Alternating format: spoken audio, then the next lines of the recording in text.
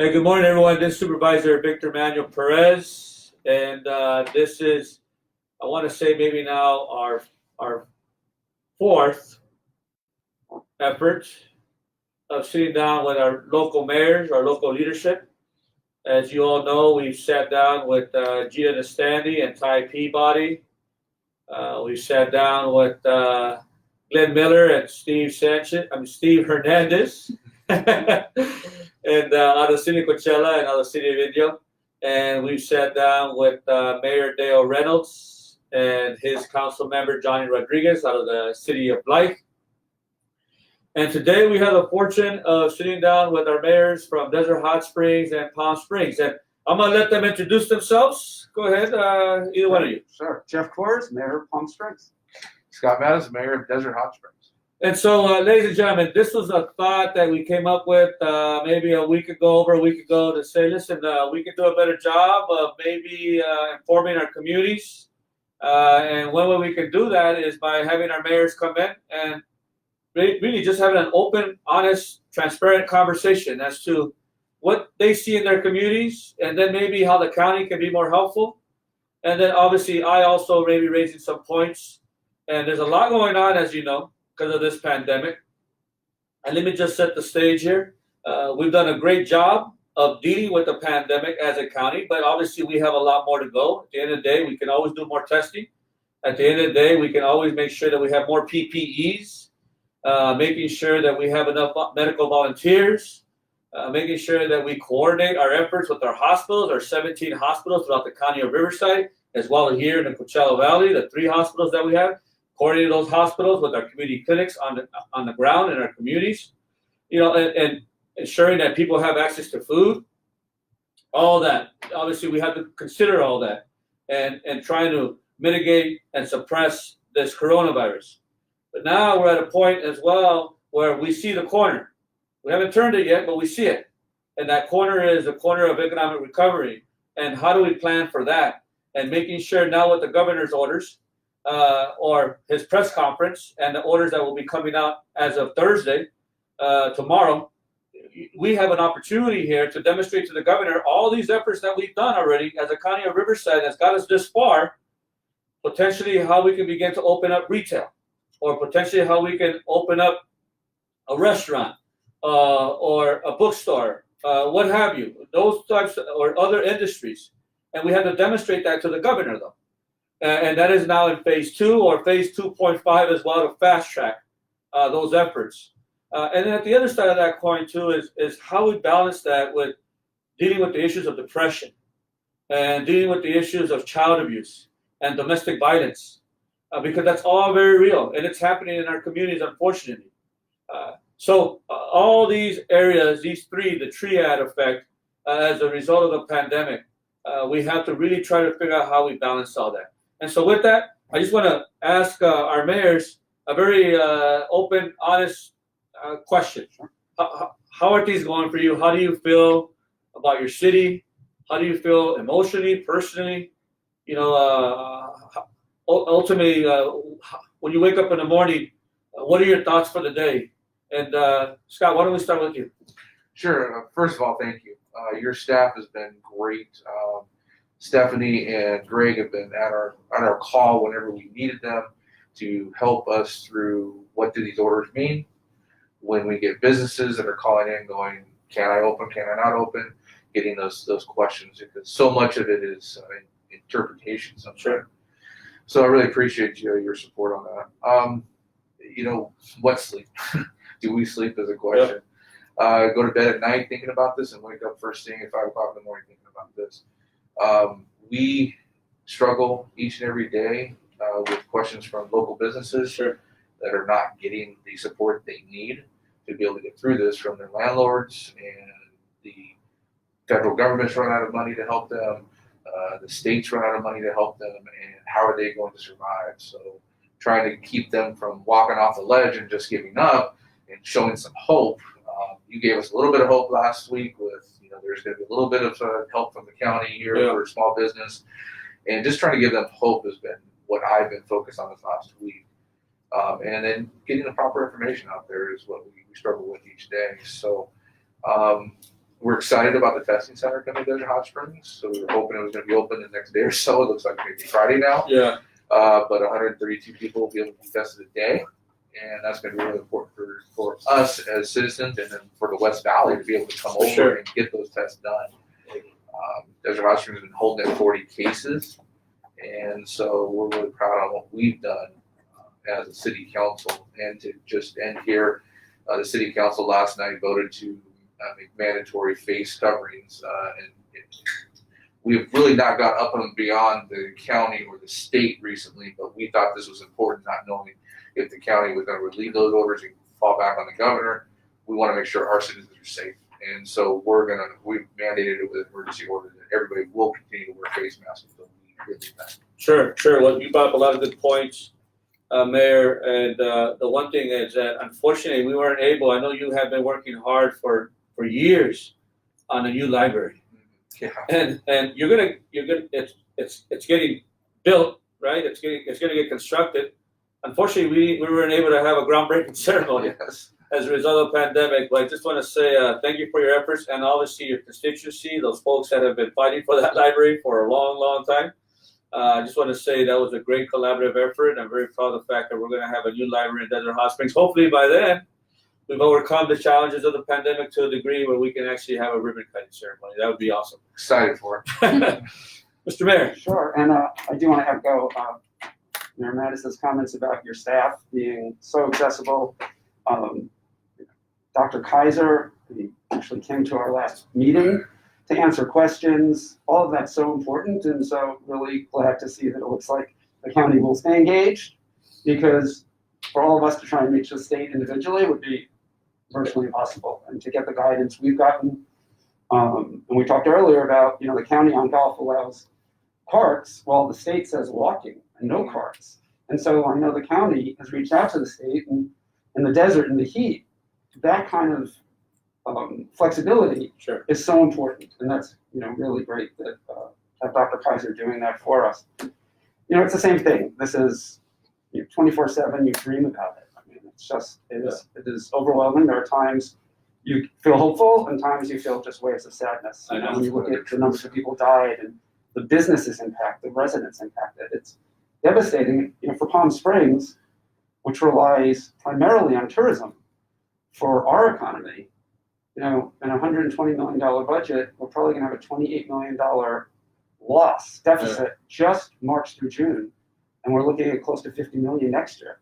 So, public safety is close to half the budget. There doesn't leave much else, and so the need for all of us to be advocating to the federal government to make sure that local governments, places under 500,000, the county was able to get CARES funding, which is great, but our cities here in the valley are smaller, and we've been left out. We don't even get paycheck protection for police, fire, and emergency medical. We get nothing, no loans, nothing available. And so we're not looking for replacement of, money to pay our pensions, as some people have indicated, in Congress. We're looking at replacement of the revenue that provides direct services that supports our residents and our businesses. And without that, it's going to really be devastating. So on Monday, we're having a special council meeting to really look at starting to make, unfortunately, cuts, because we can't count on that kind of money coming. One thing I think the county could do that would be very helpful, and we have a similar measure that Desert Hot Springs passed as far as face coverings. We have it in stores, but we are going to do something tomorrow night, because we don't know what the county will do Friday. And we know that protects workers, and it protects our residents, and actually it helps our economy. People are more likely to go into the open businesses as more get opened if they feel safe. Yeah. If they don't feel safe, they're not. And we all know that, we all want our freedoms to make decisions for ourselves. And we all get to drive, we all get to drink, but you can't do the two together, or you're going to be cited because you can hurt someone else. And this is like that. You can't do something that's going to hurt someone else. So we're going to take that measure as well. I think it's a good thing, because the Coachella Valley, if you look at it, we're actually doing twice as good as the county, which is doing better than a lot of the state, right? In our rate of increase. Palm Springs was a hot spot. We were double-digit deaths for the state, and we haven't had a death, and 9 deaths is still awful and tragic, since April 18th, right? We are doing a great job at the county because people are doing the things, and that's what's going to get our economy open. One thing that maybe the CARES Act money, since you can't give it to cities, we understand that, but is either reimbursing or creating a pool for all the businesses to be able to get the equipment they need. Hand sanitizer and disinfectant wipes and plexiglass if they need it, gloves and masks. Because without that, they may not be able to open, or we'll see an increased rate, and then the government won't let us move faster to open our economy. So if the county could use money towards that, that would help every business in the county. Sure. And maybe reimburse those, or if you can do a pool, we're trying to do one as well for our businesses. But obviously, that would really help the whole county meet one of the governor's goals, Sure. which is enough PPE. Yeah, no, great points, Mr. Mayor. And I think on one front, obviously, we are working on a small one, a loan program for our small businesses, $1 million, and we got that passed yesterday, and they're going to start putting that together. But we do have folks right now that are looking at funding streams, and I think you heard as well in our ELC report this morning that there are pots of money. We're just trying to figure out how to access them and how we could actually implement that money, allocate that money. And as I mentioned before, and as you said as well, unfortunately, the first pot of funding from the CARES Act didn't go to moms and pops, Main Street small businesses, and it's shameful. On one end, though, the county did receive money, and as a result of that, we are looking at how we can turn those funds around to ensure that our businesses are ready to go once we're able to turn that corner and once we're able to reopen businesses. And for sure, we are definitely looking at that, and that's one thing that how we're going to support our businesses within our cities. I do understand, though, talking to our policy liaison, that Congress, folks at the federal level, are actually working on another package of funding that's going to be specific to cities.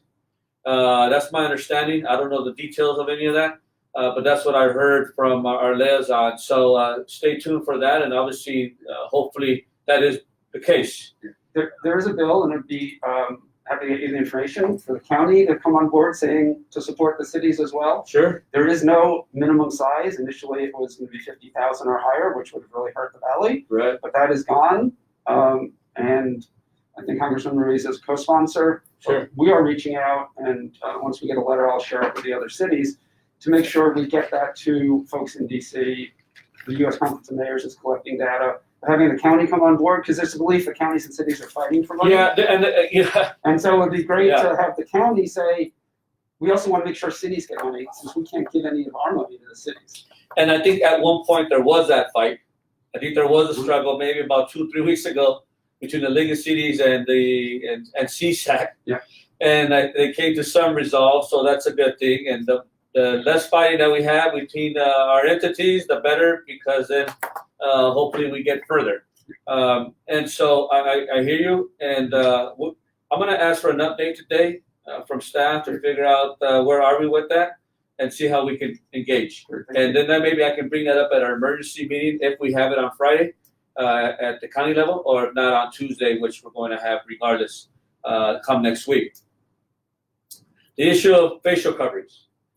I know it's been an up and down roller coaster, and it's been controversial, and but I agree with you ultimately that, and especially not only talking to labor and our workers, obviously they want to be protected, and they want to make sure that they have all the equipment they need. And with that said, the facial coverings is very important to them. That way they're safe, especially our frontline workers. But you're right, and I agree. After talking to many businesses, if they don't want to be forced to do anything, but they also see that ultimately if their customers feel safe, that means they're going to come into their store, or they're going to purchase from their store or from their industry, whatever that may be, from their restaurant or their retail, whatever that may be. And so I just see that as a win-win. And not recommending it, but mandating it. Now, people don't like mandates. I understand that. And then how do you enforce it? I get that. Those are the questions that we grappled with yesterday. But I think a lot of it is just good sense. It's common sense. People have reason. It's got to be within reason. And so obviously, if you're driving your vehicle and you're by yourself or you're with your family that you live with, well, you don't necessarily need to be wearing a mask. If you're jogging and you're by yourself, you don't necessarily need to be wearing a mask. However, if you're going into a location in which there's going to be people that you don't live with, then you should be wearing a mask just to be safe. So that they're safe, so that you're safe, so that you don't contract that virus and take that home. It just The county has a great graphic which shows where you should and where you shouldn't wear your mask, and that's kind of what we're going to copy and put on our website. This is the least of our business owners' worries right now. Yeah, exactly. I have an MMA studio which focuses 80% on kids. They've taken kids off the street. High school kids that are probably in a bad place right now. They've taken them to Rome. They've taken them across the United States to compete, and those kids can't get back into the studio. Well, And so this is things we're focused on. This is the least worry he has. He just needs to get in there so he can pay his rent. Yeah. So he can get those kids back off the street and get them into a program. And so that and our dining, our restaurants, those are the ones I hear from the most. Besides people needing to get a haircut. well, I'm People telling need you, a haircut. I haven't got a haircut in 2 months. Thank God I got a family member. Yeah. But, it's those are the three that we hear the most from. Yeah. And those are what we have to focus on. And if making this a mandate is going to make them feel more secure, and they're like, hey, we'll do that. Just Yeah. get us back open. Tell us where to put the X's on the ground and what we need to have in stock, and we'll do it. And a lot of corporate businesses are already doing that. Yeah. I work for a corporate company, and our corporate company already came up with opening our business. This is what you're going to do. You're going to have this signage up before you can open this facility. This is what you're going to do. You're going to have this signage up before you open this facility. You're all going to wear masks. You're going to have 1 month of sanitation on hand. So Sure. those things are being done by corporate, but we need to really focus on, as I stated to my city council last night, is taking those corporate plans and maybe dumbing them down a little bit so small business can utilize some of that That's right. and be able to have a strategy. Yeah, have it like a template, right? Yeah. A model that they can follow. You're absolutely right. And actually that's very critical right now too, Scott. I'm glad you brought that up, because if people are watching what the governor is saying, he recently said, not too long ago, that he's ready to begin to slowly, cautiously open up the economy, but we need to have precautions. And so in order for us to move in that direction, we have to have plans in place, right? A containment plan. What does that look like? Like you just said, right? Hand sanitizers, maybe plexiglass, depending on the type of business you have. Gloves potentially, facial coverings potentially. Those types of things need to be thought through. And I would just ask the business community that's watching to start thinking about that and get on the internet and start looking at models that exist, that are out there, that can be helpful to you so that you can put that on paper. Now, we are working on that as a task force at a county level and working with our small business community and our different entities like CVB, and we just got off the line earlier with the Palm Springs General managers, hotel and restaurants. general managers for hotels and restaurants. They meet every Wednesday. I didn't realize that for 28 years. It's amazing. And so obviously they're thinking about all this as well, because they want to get people back to work, and they're willing to do that cautiously. So let me ask you a question. Yesterday, obviously I heard it from every side, but what about those individuals that say, we're infringing upon their liberties, their civil rights, their individual rights as citizens of the United States, and that it should not be mandated for them to wear a mask? At that point, how do you balance that when you hear that? Have you heard that? I mean, we don't hear it a lot. We hear it a little, but and as a former civil liberties attorney with the ACLU, I care about that a lot. But I use the example: you can drive, but you can't drive when drunk. So to me, I always look at it through the lens of you should get to do what you want in your life. Absolutely, as long as you're not hurting someone else. If you choose to hurt yourself at some point, you are. But if it can hurt someone else, then you have to take precautions. And this fits into that lens. In addition, businesses desperately need to get open. People need to get back to work. That's not going to happen unless we're taking the precautions. That's right. This idea that public health and seeing the economy reopen are diametrically opposed is not the right frame. They're actually together. We know that if we have the public health measures, we're going to get things reopened faster. Because if we open without them and more people get sick and more people die and the infections go up, we're going to go back to square one. And that would be the worst possible outcome. So I've had the same response, Scott, you've had in Palm Springs. Businesses have wanted to do it. We reached out before we did our rules to the business community, and they all wanted it. The supermarkets, the management, the pharmacies, everyone wanted these rules. And as far as enforcement, what we did is our police department and our code enforcement, actually we printed the signs because we required signage about not coming in without a face covering. We went to all of our businesses with the signs, talked to the managers, had a face-to-face. That makes such a difference. We have not had problems. If we see people breaking the rules, no one's gotten a ticket, but they've gotten a warning. Yeah. And education. And everything's logged. And we're not seeing the repeat offenders. And I think that's happening a lot in the Valley because people get it. People want us to get to where we need to go. And Yeah. I think we've seen lower increases as a result of that. So I love the fact that you said, Geoff, why should public health and the economy be on opposite ends? It shouldn't be. And so that was I think people are confusing all that and are really digging themselves into one corner or the other. And that's what I saw yesterday. Hey, why not have the mask and why not open up the business at the same time so long as there's precautions, right? And we do it slowly.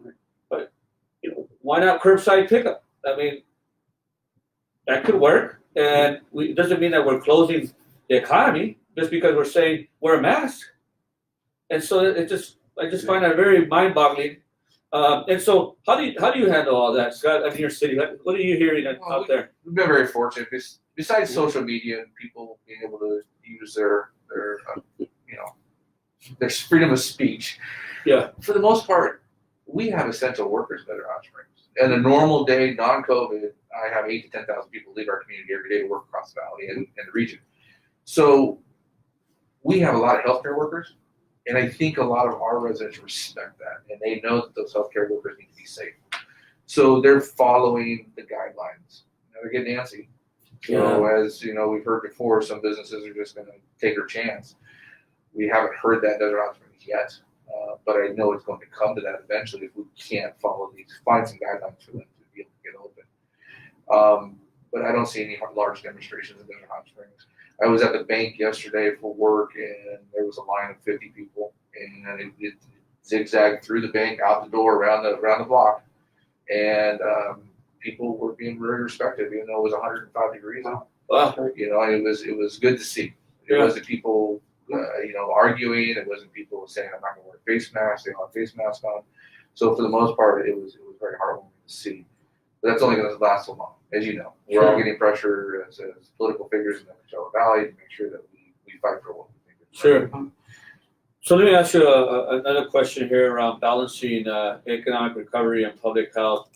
Moving forward, how does economic recovery, what does that look like for you in your city, in your respective city, or even the region of the Coachella Valley, or even within the western of the Coachella Valley? What are your colleagues saying about that? What does that mean to you? Just an overall question. Scott, you want to take a stab at that? Yeah, so our council talked a little bit about this last night. Okay. We are preparing ourselves with an opening plan for Desert Hot Springs so that we can be on the same page with the county. We 60 cents of every dollar that our residents make go across, a lot of it to Palm Springs. Palm Springs has a lot of big box stores that we can shop at that we need, and hopefully entice someday to our community. But we see it as our council wants to make sure that everybody's safe, wants to make sure that the dollars that are being spent continue to be spent where needed. I've lost my train of thought there, so I'll let Geoff go from there. Sure. And I do think, first and foremost, we want to make sure everyone's safe. We know that is how we're going to be able to reopen the economy. Right. If we have the precautions in place that are needed. And for us, until there will be two pieces, right? The first, or maybe even more, but the first part will be when our residents can be out and spending money, because they do, you know, a lot of people eat out a lot, and there are a lot of things that are impacted. The second is when we're able to safely invite visitors back. I mean, we are a tourism city. The valley is tourism. You know, we may still have some revenue coming in, you know, from cannabis. That may be one of the few things that we're going to see. Yeah, I heard actually that's going pretty well. Both our cities, you know, have been at the forefront of that. You know, but that coming, and then, you know, getting back to when we can have big events, because we have the convention center, we have the airport. These are big things. But one thing I think is really important, and I wanted to follow up on something Scott said, is probably among the most are restaurants, right? Yeah. And independent restaurants, if we lose that, we lose the whole flavor of our entire valley. And so we have a opening task force, and there are folks who are on the county one and the Coachella Valley one who are part of it, about 16, 17 people. And one of the things we've been working on as a city is we've been working with alcohol beverage control at the state level, trying to get them to allow us to expand restaurants and bars, when they're allowed to open, their outdoor space. Right? Can we close streets? Can we take over parking lots? You know, as long as we're meeting fire code and ADA, of course, because we know they're going to have some reduced capacity, especially inside. And for a lot of restaurants, they will lose money if they're at half capacity or 60% capacity, and they won't reopen. If they don't reopen, our economy doesn't improve. And it would also be great. We have the climate for it here in the valley. So I'd love to throw that out, you know, to you. It is a great idea. And your task force, the county's task force, will really help us with the state. You know, the state's allowing alcohol to be takeout now. So, you know, there's a way to do it. Each one would get a certain amount of space. You know, there are roads, you know, even Pond Canyon. And if you could do it on the busy nights even, right? Just on the weekends, where you could have tables outside, you could really have a wonderful atmosphere. And so far, you know, each business gets 4 times a year. Well, and that's per day that they can do something like that. Well, we need that waived for 6 months so that we could reopen. So, you know, I'm talking to Assemblymember Mays and others on it, but if the county can help on that, sure. You know, we're in Southern California. We're the perfect place for this. Sure. So I just wanted to throw that out. And once we hear back, of course, we'll share it. I remember one point I was going to make. We were, in our conversation yesterday, what we're nervous about is what you got alluded to earlier, I knew, is that what happens in December when winter comes back this year. Yeah. If we start too soon and get the economy rolling again and it hits another roadblock, we're done. We're devastated. Yeah. We're back to the recession in 2010. And it's going to take years to recover. So we have to be safe health-wise, force these, make sure that they have the PPEs and make sure they have the clean supplies on hand so that they stay safe in their businesses and continue to keep our residents safe so that we don't end up back there in December when it gets close off again. That's a great point, and Really important. and we know we're going to have another surge eventually. We just don't know when, but we're thinking it's going to happen in the winter. And obviously, when the pandemic first got here, no one knew it was going to hit us this hard. We didn't know what to expect, and so we had to scramble. We had to do everything we could possible to ensure the public safety and the public health of our folks was ensure that we were taking care of our people. We're learning from our mistakes, right? And we're figuring out ways as to how we can improve. And with that said, getting ready for the next surge. We have to be prepared for that, you know, and not get caught off guard. Shame on us if we're caught off guard, right? And so consistently, once again, as we're talking about, you know, the economy and the social concerns that exist in our communities, we can't let up over here. We got to still advocate at the federal, state level for resources to help our small businesses to recover, you know, for PPEs, for support from the Guard, from National Guard, to make sure that we have food assistance programs, to make sure that we have our medical volunteer program still up to speed. I mean, I will say this, I mean, we have over 1,000 volunteers that are working within the county of Riverside and helping our hospitals and helping our clinics. It's amazing. You know, taking a real critical look, quite frankly, at our skilled nursing facilities that are governed by the state. But ultimately now, obviously, we have to deal with it as a county, no matter what, at the end of the day. So now working with the state to figure out, okay, how are we going to improve the conditions in our skilled nursing facilities moving forward? That's very real. That's a very vulnerable population, right? And so we need to prepare ourselves for the next surge. We need to have, our hospitals ready to go, our ventilators. We need to have a supply of ventilators. We need to have a supply of PPEs, right? And so when that comes, and we know it's going to come again, potentially in the winter, potentially in the fall, we are as ready as possible, and that's going to be critical. You had mentioned something about something around small businesses. I think, Geoff. I can't remember exactly what that was. I think there's something about support for our small businesses. Yeah, I mean, one way to support them directly is, and there are two parts to it. One is, the county's going to have more access than they are to buy things at a reasonable price. If the county can do that and distribute it, whether it's through a task force or through a nonprofit, whatever it is. But two, they're all going to have these extra costs that they weren't expecting, in addition to less customers. If you cover those costs, for each business based on what their costs are, right? Because small business will need less than big business. That'd be a great way to help all businesses. Sure. And actually, that's through FEMA money or CARES money. Right, and that's part of the conversation that I'm aware of that's happening with that recovery task force. Now, I know people are wondering what does that mean and who's on it. And that was an ordinance, a policy that we put together at the county between Karen Spiegel, Supervisor Spiegel, and myself. But that's actually being coordinated through the Economic Development Agency, not through the Board of Supervisors. Eventually, they provide us recommendations. But I also know that we're missing people in that task force, from labor to tribal governments. You were mentioning earlier individuals from the hotel industry or folks that are involved with the airport, which is a big deal here in our region, especially in the West End, but just overall in our region. And so that's being discussed, that's being coordinated. I know they're going to start reaching out to more people to be more inclusive. So that's a good thing. The one thing I can do is make recommendations. I can't tell them you have to do this. But know, though, that I take that seriously, and I will be providing the names of individuals, as I mentioned earlier in our other discussion. Like Aftab Dada, I think it's great, and I submitted his name. You mentioned someone else, I'll submit the name as well. It'll be up to them to decide moving forward. And so, if you had a word of advice, I guess, for the county, or a concern for the county, what would that be? What can I do to better support you in your efforts on the ground? Scott, you want to? I have 2 points I'd like to make on that. One, from our city staff and our city council last night, is we would really like a breakdown. We have 40 cases in our city. Are they homebound? Are they in hospital? Okay, data. Are they, data that we can rely on? What age groups are they? Do we need to still keep our seniors home? Do we need to? I know the age groups from 18 to 64 are really high. Are we? Where can we help and get information out? Because we don't know. All we know is 40 people. Yeah.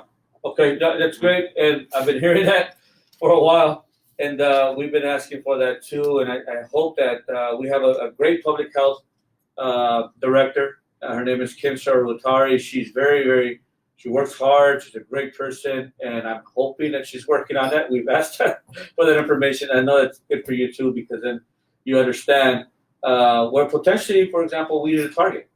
Where we need to allocate more resources, for example, to make sure that we're able to take care of those individuals. So, data. And we know our numbers are going to skyrocket now. The testing centers there.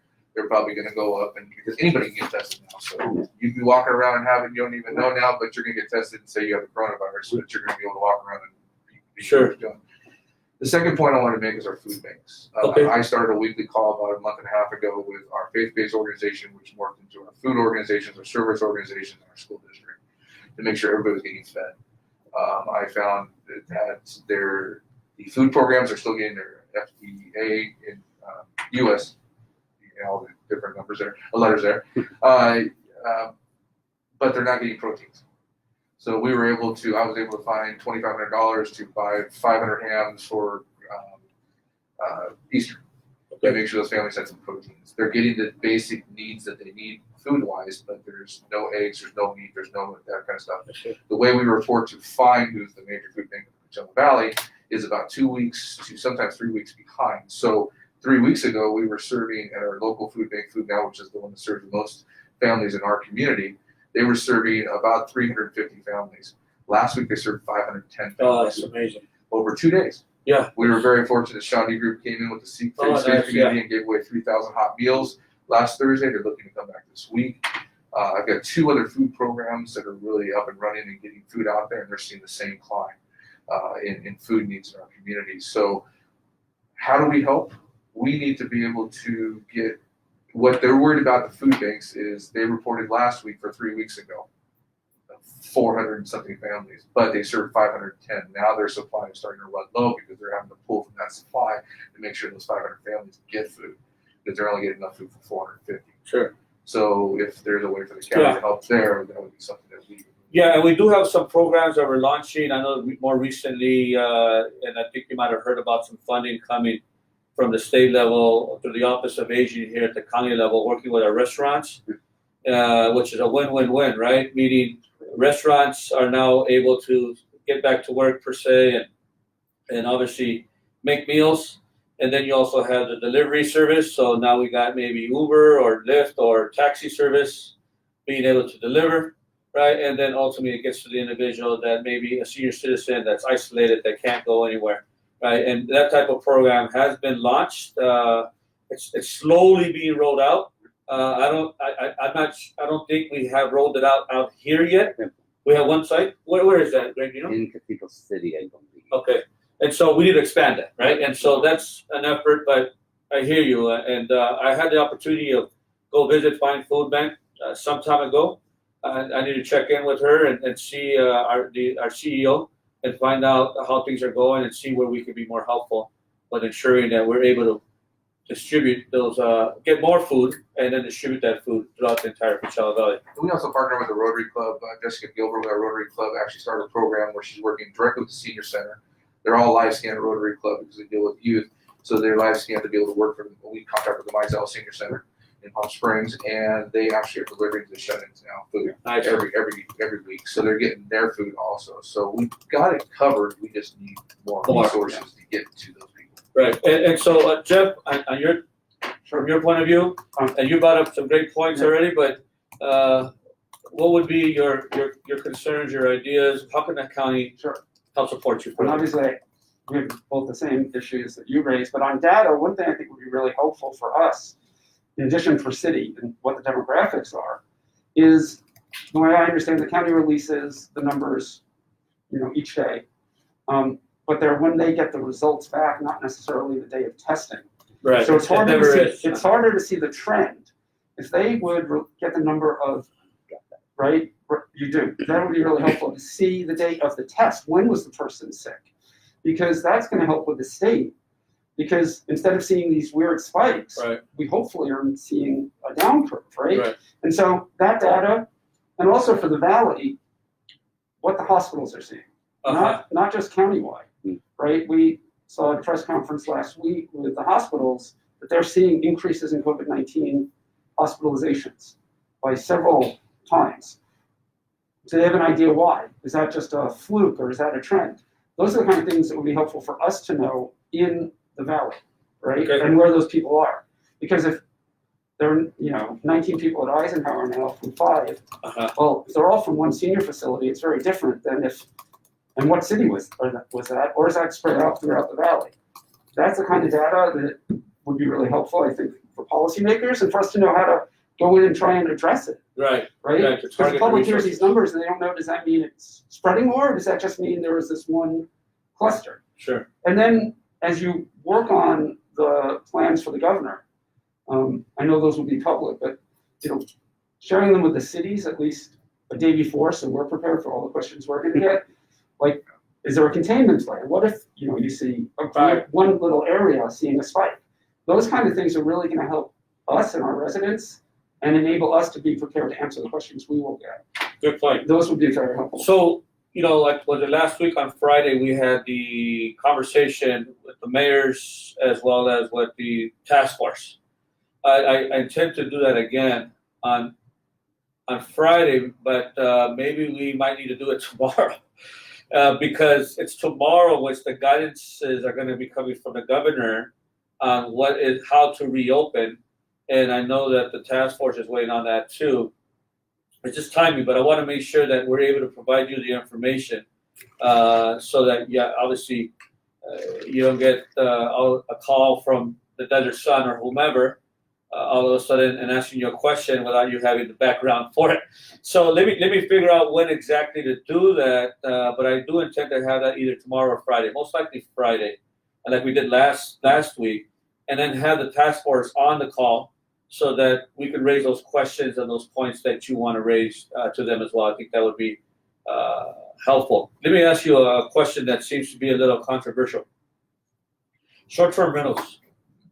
How are you handling that situation in your city? Obviously, the governor says doesn't have a lot of language on short-term rentals. Basically, his language is more on motels and hotels and only critical infrastructure and only for essential workers. And short-term rentals isn't necessarily really addressed under lodging, right? Because he has it under lodging. And so the county went a little further on that and actually defined short-term rentals under lodging and said you cannot have short-term rentals during this time of the pandemic until June 19th, and we'll revisit that again, at least right now. That was topic of discussion last night, a little bit of debate back and forth, but I want to ask you, what's your feeling about that around lifting or keeping the order of short-term rentals not being available per se during this pandemic, only for essential workers if that needed to happen? Any thoughts? Anybody want to? We have a good number of them, and we did something similar to the county. Ours is through the end of May currently, and we will get these at every council meeting to evaluate. And I know our city attorney has talked to the county council on these. I mean, the governor has a stay-at-home order in place. You can't leave your home unless it's for a essential business or a permitted activity. Leisure travel is not allowed. That's right. So leisure travel is not allowed. So this is why, as you said yesterday at the meeting today, we need the county involved, because the county is the one who's reaching out to the state for interpretation. And that has been the interpretation, is you can't have vacation rentals for vacationers. The concern of overwhelming the healthcare, I mean, that seems to be a little calmer down. But currently, until the governor allows leisure travel, it shouldn't be allowed. We have opened them up, similar to hotels and motels, for anything COVID-19 related. And we've interpreted that in addition to non-essential businesses, people who need to quarantine from someone in their house, people who are already here, but also for domestic violence. We've had hotels who have actually donated rooms, the few that are open. For that purpose, really appreciate that. We do have essential workers here because of the airport, and TSA, and those contracts. But there are just 2 or 3 that are open, and then of course the ones which your staff, Rodriguez, has done a great job in getting to accept vouchers for homeless residents, and that's been a huge impact for people. So that's where we are on that. We're going to discuss it again, but if we say short-term lodging, whether it's hotels or vacation rentals, are open, we feel we need to wait till the governor says we can do that, and then we need the safety protocols. What needs to be in place?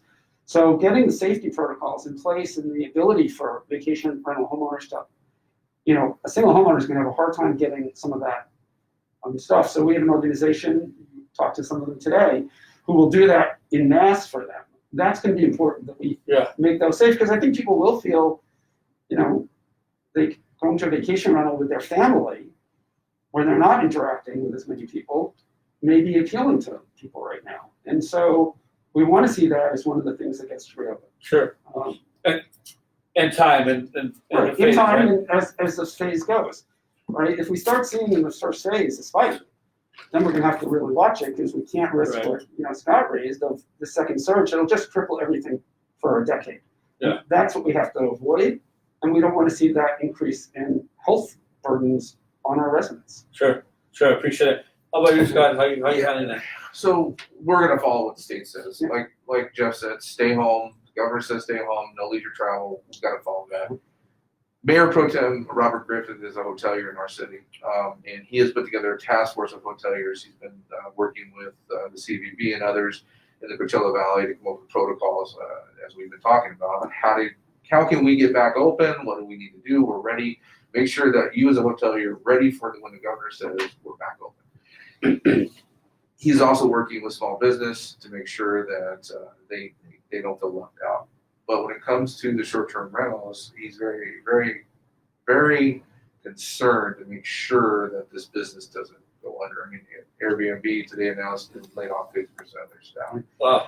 So it's going to be a domino effect if we can't find a way to get these things back open. I think the governor, I mean, you watch him every day, he's getting pressure from all these different businesses. He's trying to balance what is safe health-wise to how do you not destroy the economy in California. So I get the struggle because we get at the local level, but I do believe there's a lot of good people coming up with good protocols that can assist the county in advocating for us at the local level. Sure. So one last question, and this is more on we talked a bit about the pandemic, the health side, we talked a bit about the economy, the social concerns, and I know you have your own police forces. Are you hearing anything about domestic violence on the rise or child abuse? Any type of issues like I've even heard, sexual abuse.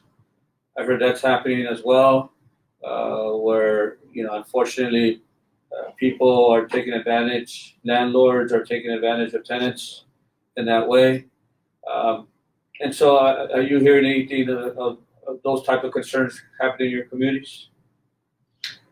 Our crime hasn't spiked, thank God. But we have been very proactive with our seniors and with our family communities or school district on making sure they have the resources they need, because we know this turns into staying home, it turns into depression, it turns into extra suicide. We don't want that. So we've been putting out every resource we can through our city websites, Facebook, social media to make sure people have the resources they need. Will it still happen? Of course. Yeah. We're never going to stop it. But our police force hasn't been overwhelmed with those type of calls, which is great for us.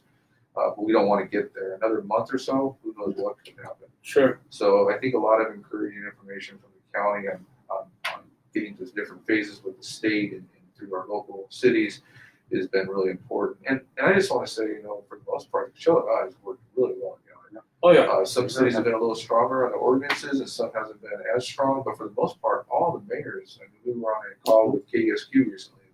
We all pretty much supported what was going on in the Coachella Valley together as unified. Sure. Important. Yeah, I think that's very special and unique about our valley. And, I don't want to, and other parts of the county of Riverside are doing good work too, but I really do think that Coachella has a much more of a united front. And I can sense that. I feel that way. Geoff, what are you hearing? I'm similar. Our police chief has been reporting most other crimes are actually down somewhat now. Obviously, less tourists, less people there, but other crimes are down.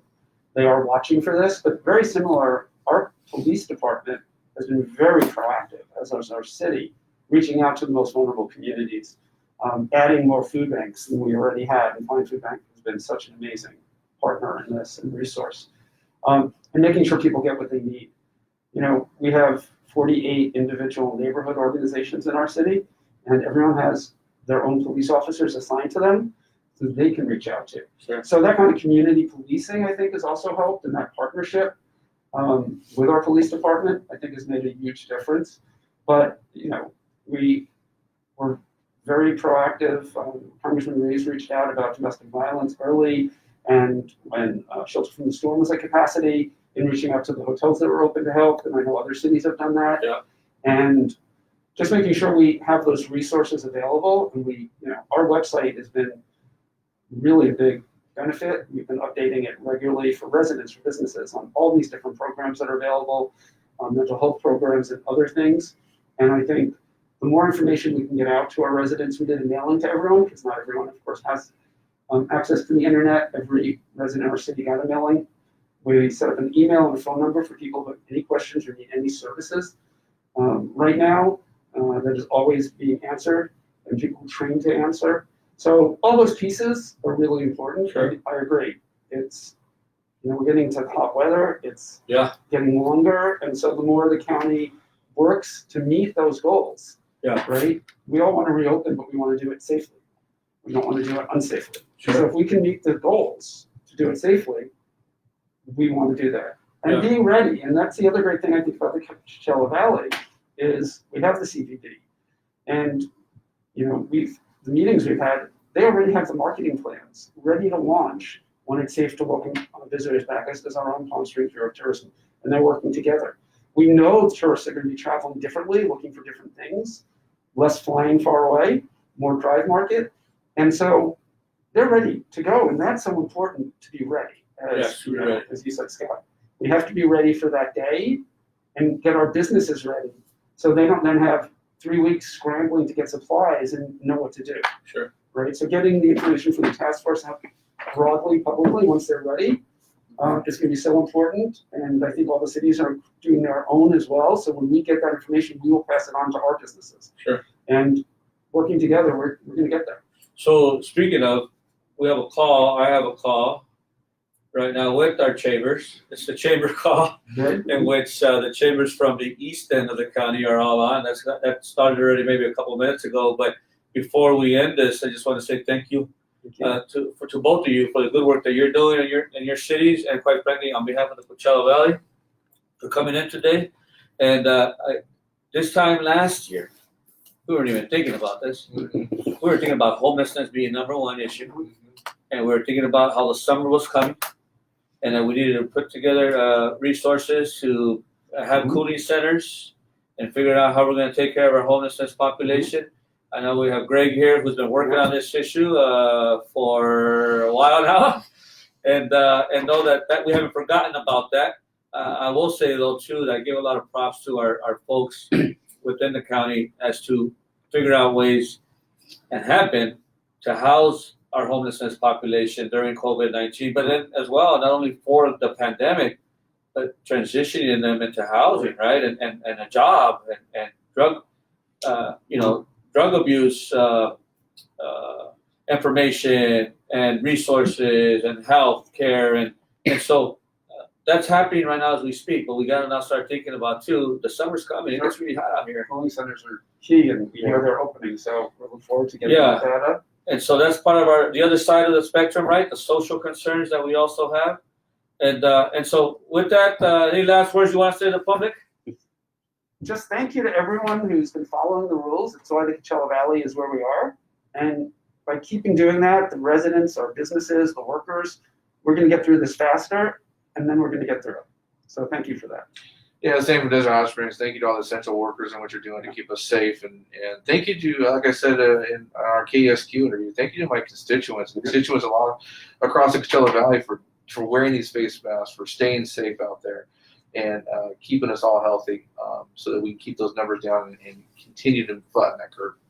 Thank you, everybody who's watching, and I'll see you tomorrow. Take care.